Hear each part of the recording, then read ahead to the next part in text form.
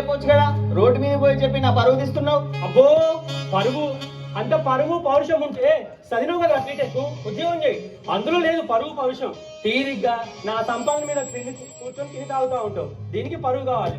నాన్న ఇన్ని మాటలు అనడం కంటే అమ్మ చనిపోయినప్పుడే నన్ను కూడా చంపేస్తే నీకు ఈ బాధ ఉండేది కాదు కదా. అబ్బో మరి నువ్వు ఇట్లా తయారుతో తెలియదు కదా బిడ్డ, తెలిస్తే అప్పుడే చంపేసేవాడిని. చంపేయాలి ఓరప్పో. నేను ఇంటికి పోతున్నా, ఇక వీడు ఒక లంగా ఉంటాడు, ఈ లంగా ఆ లంగా ఇద్దరు కూర్చుంటారు, ఇక తాగుతా ఉంటారు. మీకు బతుకులు పాడుగాను.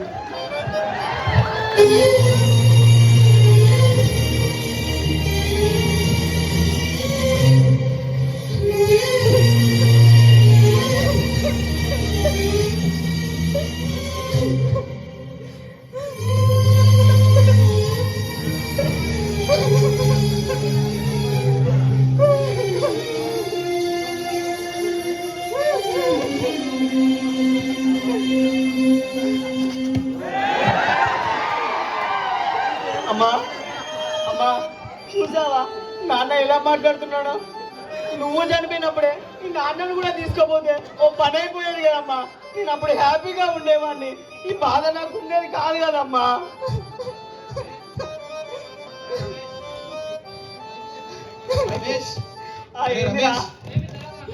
ఏమైందిరా ఊరికే మీ ఆయనతో లొల్లి పెట్టుకుంటా ఉంటావు నువ్వు? అరే నేను ఏమైనా కావాలని గొడవ పెడుతున్నానా? ఎంతసేపు నేను ఉద్యోగం చేయాలి సంపాదించాలనే చూస్తాడు, అప్పుడు ఆ సార్ కాలు మీద కాలు వేసుకొని కూర్చోవాలనుకుంటాడు. కాదురా, మీ డాడీ ఏది ఆలోచించినా నీ గురించే కదా. నువ్వు సెటిల్ అయిపోతే మీ డాడీకి కూడా ఒక బాధ్యత తీరిపోతుందని ఆయన ఆవేదన అంతే. అరే ఆయన ముచ్చట వదిలిపెట్టు, మూడాఫ్ అయింది, ఓ పెంచేద్దాం పదా. ఎక్కేదామేందిరా నాయన, మళ్ళీ మీ అయ్యకు తెలిసింది అనుకో, మళ్ళీ మన అన్ని వేసుకుంటాడు మళ్ళా. తెలిస్తే ఏంటి, ఆల్రెడీ తెలుసు నేను తాగుతున్నానని, అందుకే ఈ లొల్లి ఇంట్లో. మళ్ళీ తెలిసి కూడా ఎందుకు అన్ని ఈ అలవాట్లు మార్చుకోరాదు? అరే పోదాం పదారా. మళ్ళీ మన బ్రాండ్ అయితే వస్తుంది సిగ్నేచర్. అరే సిగ్నేచర్ బాటిలే బారా. అరే నువ్వేరా మామ నా చిక్రి. నా బాధ నాకుంటే వీంది ఒకటి.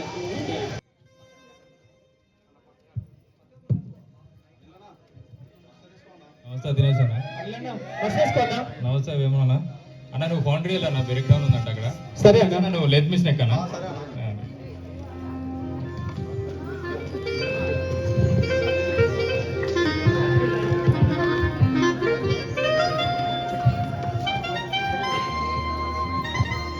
పని ఎక్కడ ఉంది ఈరోజు? ఫౌండరీకి వెళ్ళమన్నారు తమ్మి. అవునా? మరి నువ్వెక్కడ? నాకు లేట్ మిషన్ ఇచ్చిన ఈరోజు. లేట్ మిషనా? సరే తమ్మి.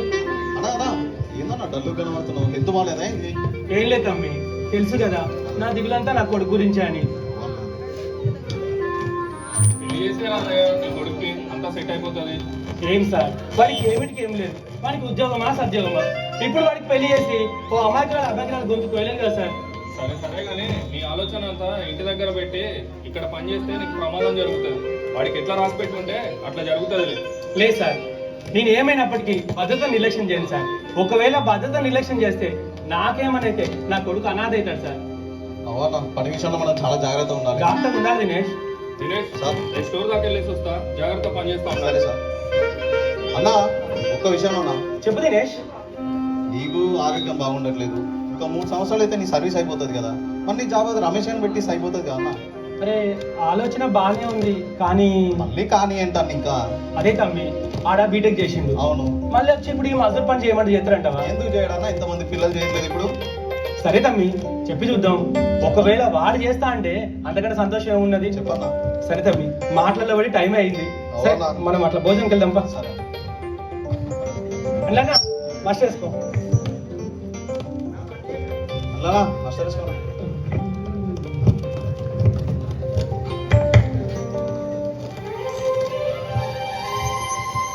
ఆ రోజు సాయంత్రం రమేష్, రే రమేష్. ఏమైంది నాన్న? ఏరా నా మీద కోపంగా ఉందా? అరే నేనేం చేసినా నీ మంచి కోసమే కదా, ఎందుకు నా మాట అంటే అంత నిర్లక్ష్యం నీకు? ఇప్పుడు ఏమైంది మళ్ళీ? ఏం లేదురా, రోజు రోజుకి నా ఆరోగ్యం క్షీణిస్తుంది, ఎప్పుడు ఉంటానో ఎప్పుడు పోతానో కూడా తెలియదు. అందుకే నేను బ్రతుకున్నప్పుడే నేను మంచి పొజిషన్లో చూడాలనుకుంటున్నారా, అందుకే నాకు మంచి ఆలోచన వచ్చింది. ఎలాగో నా సర్వీస్ దగ్గర పడింది, నేను నా జాబ్ అన్ఫిట్ అయ్యి ఆ ఉద్యోగం నేను పెట్టిస్తా, చక్కగా జాబ్ చేసుకోరా. అవసరం లేదు, నేను చేయను. అయినా నా చదువుకు ఆ ఉద్యోగం సరిపోతుందా? అబ్బో వీడు అనేది కలెక్టర్ జాబ్ ఇస్తాను మరిగా. అవును, కలెక్టర్ జాబ్ చేస్తాను, కాశీకి పోతాను. నా జీవితం నా నీ ఇష్టం. జీవితం కాదు మన జీవితం. ఇక నీ కోసం ఒకటి ఉన్న విషయం మర్చిపోతున్నావు. ఇన్ని రోజులు ఇన్ని బాధలు పడింది, ఇంత కష్టపడింది నీకోసం కాదా? అరే అర్థం చేసుకోరా, భవిష్యత్తును ఆగం చేసుకోకురా, చక్కగా ఉద్యోగం చేయరా. లేదు నాన్న, నన్ను విసిగించకు, నేను చేయను పో. అట్లా కాదు బిడ్డ, నేనేం చెప్తున్నా అంటే చక్కగా జాబ్ చేసుకుంటే బాగుంటుంది. ప్లీజ్ నాన్న, నన్ను విసిగించకు, వెళ్ళిపో. చూసావా స్మిత, నువ్వు బతుకుంటే కానీ ఇట్లా అయ్యేటోడేనా? నువ్వు పోయినప్పటి నుంచి నా సుఖ సంతోషాలని పక్కకు పెట్టి వాడే సర్వస్వమని నేను బతుకుతుంటే వాడు చూడు ఎలా మాట్లాడుతున్నాడు. సరే అని మళ్ళొకసారి చెప్పు చూద్దాం. రమేష్ ప్లీజ్ రా, జాబ్ చేసుకోరా. అరే ఏ పో నాన్న, చేయను.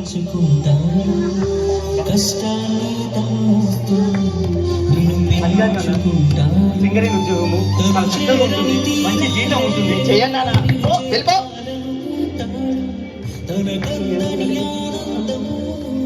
అదే నీ ఫ్రెండ్ ఉన్నాడా శైలేష్, వాడు కూడా వాళ్ళ డాడీ పెట్టించారు, వాడు కూడా చేస్తున్నాడు, వాడితో పాటు నువ్వు కూడా చేసుకో. నీకు ఎన్నిసార్లు చెప్పాలి, పో, చెయ్యనంటే వెళ్ళిపో. ప్లీజ్ నాన్న, చక్కగా ఉద్యోగం చేసుకోరా ప్లీజ్. నాన్న వెళ్ళిపో నాన్న, నన్ను విసిగించకు.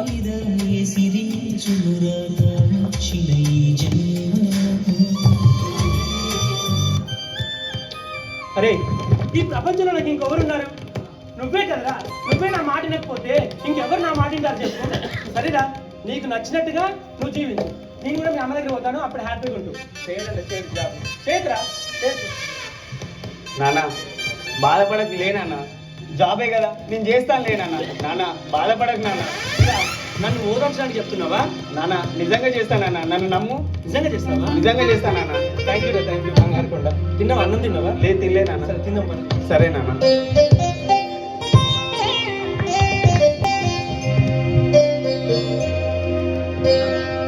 కొన్ని రోజుల తరువాత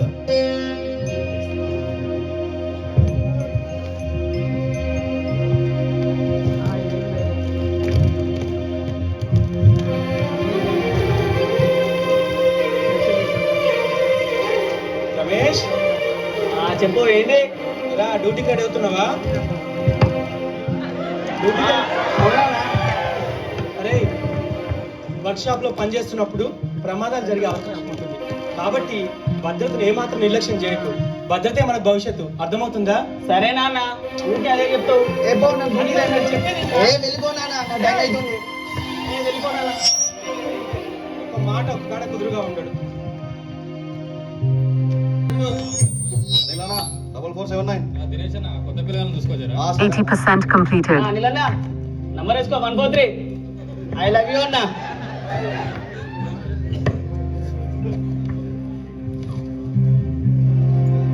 హాయ్ దినేష్ అంకుల్. రమేష్ నువ్వా? బాగున్నావా? బాగున్నా అంకుల్, బాగున్నారా? బాగున్నా. నాన్న ఎలా ఉన్నాడు? ఏ నాన్నకింటి అంకుల్, అమ్మ చనిపోయినప్పటి నుంచి మస్తు ఎంజాయ్ చేస్తాడు. అందులోని ఈ మధ్యలో అనిపించాడు కదా, ఇంకా ఫుల్ పో. సర్లే, ఇప్పుడు నాన్న గురించి ఎందుకు కానీ పనిచేసేది ఇక్కడే, చాలా జాగ్రత్త చేసుకో, సరేనా? సరే అంకుల్. రమేష్, మీ నాన్నగారు పనిలోను భద్రతలోను ఏమాత్రం నిర్లక్ష్యం చేయకుండా కంపెనీకి ఎంతో సేవ చేశావు. నువ్వు కూడా భద్రతని పాటించుకుంటూ నువ్వు ఏమాత్రం నిర్లక్ష్యం చేయకుండా కంపెనీకి మంచి పేరు తీసుకుని రా. సరే సార్, నేను ఇక్కడ పనిచేసేది ఎక్కువ, అలాంటిది ఈ సేఫ్టీ షూ, హెల్మెట్, ఈ భద్రత ఇవన్నీ అవసరం అంటారా నాకు అసలు? అలా అందులో సార్ చెప్తాను నాకు. రమేష్, సేఫ్టీ షూస్ లేకుండా ఎక్కడికి రాకూడదు, వెళ్ళు. సరే నాకే కదా మంచిది, రావద్దంటే రావద్దు, మంచిగా పోయి ఫోన్ ఆడుకుంటా కూర్చుంటా, వద్దంటే ఏం చేస్తా? అరే శైలేష్, అరే చెప్పరా. ఏ పని వద్దంట, ఫోన్ ఆడుతున్నా దారా మంచిగా. అరే బాబు, కొత్త జిఎం సార్ వచ్చి ఫోన్ వద్దంటే చూస్తున్నావేమో, రీల్స్ అంటే ఇంకా ఫోన్ అంటే ఏమరా? అరే నీకు మంచి వీడియో చూపిస్తా దారా బాయ్. ఈ ఫోన్ అయితే ఓకే, ఈ ఫోన్ అయితే ఓకే మన. దా పని వద్దానంటే సరే ఏంది రమేష్ గారు చాలా సేపు అయింది వెళ్ళి, ఇంకా రానే లేదు. సరే సరే ఏ మామ ఇవ్వడు. సూపర్ ఇది మామ అది. రమేష్ ఏం చేస్తున్నావు ఇక్కడ? ఫోన్ పట్టుకొని ఆడుకోవడానికి నువ్వు వచ్చింది? మీరేగా అంకుల్ అక్కడికి రావద్దన్నారు, అందుకే ఇక్కడ ఫోన్ పట్టుకొని ఆడుకుంటున్నా. దాని అర్థం షూ చేసుకొని రమ్మని. అంకుల్ షూ వేసుకుంటే కాళ్ళు వస్తున్నాయి అంకుల్. కాళ్ళు నొప్పి కాసేపే, అదే నువ్వు బూట్లు వేసుకోకపోతే నీ కాళ్ళే లేకుండా పోతాయి. ఇది నీకు అర్థమవుతుందా? అయినా నీ హెల్మెట్ ఏది? హెడ్ ప్రొటెక్షన్ హెల్మెట్ చేస్తుందని నీకు తెలియదా? సార్ తెలుసు కానీ హెల్మెట్ పెట్టినప్పటి నుంచి హెయిర్ ఫాల్ అవుతుంది సార్. సార్ నాకు ఇంకొకసారి కూడా పెళ్లి కాలేదు సార్, అప్పుడే బట్టతనం వచ్చేలా ఉంది సార్. హెయిర్ ఫాల్ అవుతుందను, హెడ్ ఎక్ వస్తుందను, హెల్మెట్ ధరించకపోతే నీ బాడీకి హెడ్డే లేకుండా పోతుంది. హెయిర్ లేకపోయినా హెడ్ ఉండాలి కదా, ఇది నీకెందుకు అర్థం కావట్లేదు? రమేష్, ఎందుకు అంత నిర్లక్ష్యంగా బాధ్యతారహితంగా ప్రవర్తిస్తున్నావు? రక్షణ పట్ల నిర్లక్ష్యం అంత మంచిది కాదు. నీకు ఒక విషయం చెప్తా, గుర్తుపెట్టుకో. ప్రమాదాలు అనేవి ఎప్పుడు చెప్పిరావు, కాబట్టి మనమే ఎల్లప్పుడూ రక్షణతో ఉండాలి. అర్థమైందా? అర్థమైంది సార్. బాగా చెప్పావు Dinesh. Prevention is the better for cure అన్నారు. నీకు ఇది ఎందుకు అర్థం అవ్వట్లేదు? నువ్వు ఫాలో సేఫ్టీ రూల్స్. నీకు సేఫ్టీ ఇంపాక్ట్ ఏంటో చూపిస్తా ఇట్రా.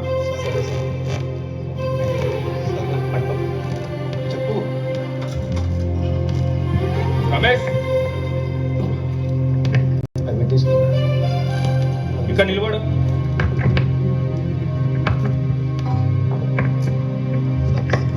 రమేష్ నువ్వు ఇది గమనించు. దినేష్ నువ్వు అందులోకి వెళ్ళు. సరే, ఓకే. రమేష్ గమనించావా? గమనించాను సార్. దినేష్ నువ్వు ఆ ఫ్రేమ్ లోకి వెళ్ళు. రమేష్ గమనించావా? గమనించా సార్. ఏం గమనించావు? సార్ దినేష్ అంకుల్ ఈ ఫ్రేమ్ లో ఉన్నప్పుడు పాస్పోర్ట్ లెక్క ఉన్నాడు సార్. ఆ ఫ్రేమ్ లో ఉన్నప్పుడు పైకి పోయినట్టున్నాడు సార్. భద్రత పాటిస్తే ఇందులో ఉంటావు, భద్రత పాటించకపోతే ఇందులో ఉంటావు. నువ్వు ఈ రెండిట్లో ఎందులో ఉందామనుకుంటానో నువ్వే డిసైడ్ చేసుకో. సార్ నేను ఆ ఫ్రేమ్ లో ఎందుకుంటా సార్, ఈ ఫ్రేమ్ లో ఉంటా. రమేష్, నువ్వు రక్షణతో ఉంటేనే నీ కుటుంబం రక్షణగా ఉంటుంది. నీ కోసం నీ ఇంట్లో వాళ్ళు ఎదురు చూస్తూ ఉంటారు. నువ్వు క్షేమంగా ఇంటికి వెళ్ళాలంటే వర్క్షాప్లో సేఫ్టీ రూల్స్ పాటించాలి, పీపీ ధరించాలి. అర్థమైందా? అర్థమైంది సార్. కాళ్ళ నొప్పి కన్నా కాళ్ళు ఉండడం ముఖ్యమని, హెయిర్ ఫాల్ కన్నా హెడ్ ఉండడం ముఖ్యమని, వర్క్షాప్ లో సేఫ్టీ రూల్స్ తప్పక పాటించాలని అర్థమైంది సార్. ఇలాంటి తప్పు మళ్ళీ చేయండి sir. Very good, take care, God bless you. Thank you Bye bye, sir. Sir. Duty time అయితే నేను వెళ్ళిపోతున్నా సార్.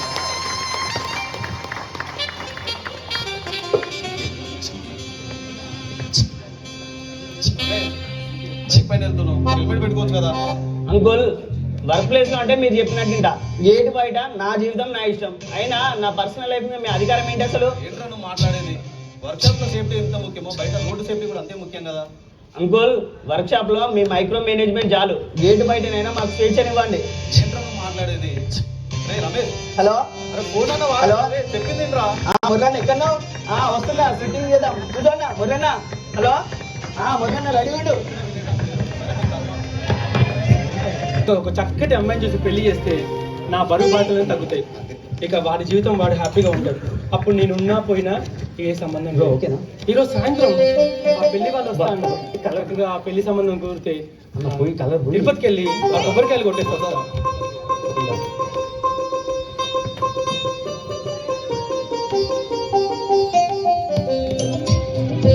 పెళ్లి వాళ్ళేమో ఇప్పుడే అనుకున్నాను, అప్పుడే ఫోన్ చేస్తున్నారు. హలో, ఎవరు? దినేష్, ఏంటి విషయాలు? బాగున్నారా? ఏంటి రమేష్? రమేష్ రమేష్ రమేష్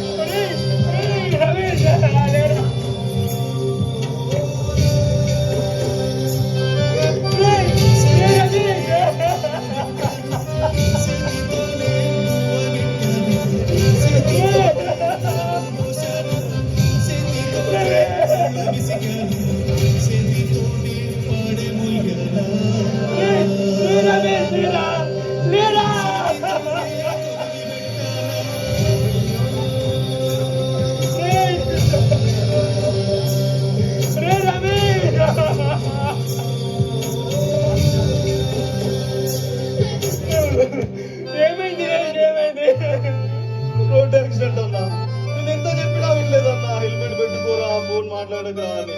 డ్యూటీ నుంచి కొంత దూరం పోయాడు, అటు నుంచి వచ్చిన లారీ గుద్దేసిందన్నా. అయ్యో జరిగిపోయిందన్నా. ఎన్ని చెప్పి పంపాను, బతులతో నిర్లక్ష్యం చేయకని చెప్పాను కదా. మీ స్వేచ్ఛ నువ్వు చూసుకోండి, వెళ్ళిపోయాను. ఈ తండ్రికి దిక్కున్నా మీరు ఇంకెవరి కోసం బతకాలా?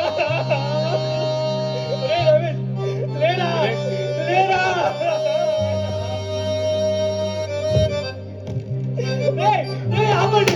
రేయ్, నా కొడుకుని తీసుకెళ్ళదు. రేయ్, నా కొడుకుని తీసుకెళ్ళదు. ఆపండి, ఆపండి. రేయ్, కొడుకా. Uncle ఊకోండి uncle. అంకుల్ పోయిన వారు ఎలా అయినా తిరిగి రారు అంకుల్. అయినా మీరు ఒక పని చేయాలి అంకుల్ ఇప్పుడు. అంకుల్ మాలాంటి వాళ్ళకి శక్తి పైన అవగాహన కల్పించాలి. అలాగే మీలాంటి పరిస్థితి ఏ తండ్రికి కూడా పుత్ర వియోగం కలగకుండా మీరు అందరికి కృషి చేయాలి అంకుల్. ఇలా చెప్పుకుంటాం. అన్నలారా, అక్కలారా, అధికారులారా, కార్మికులారా, చూసారు ఇలా రెప్పపాటి నిర్లక్ష్యం చాలు మీ జీవితాన్ని ఆగం చేయడానికి. నాలాగా మీ ఇంట్లో ఎవరికి రావద్దు అంటే దయచేసి మీ పని ప్రదర్శనలోను అలానే బయట మీ పద్ధతి మీరు పాటించండి. లేకపోతే నీ తల్లిదండ్రులకి నువ్వు దిక్కని వాళ్ళు ఆగమైపోతారు. దయచేసి అయ్యా మీకోసం చిన్న కరపత్రం తయారు చేశాము. ఒక్క 2 నిమిషాలు టైం తీసుకోండి, మీరందరూ చదవండి. Thank you.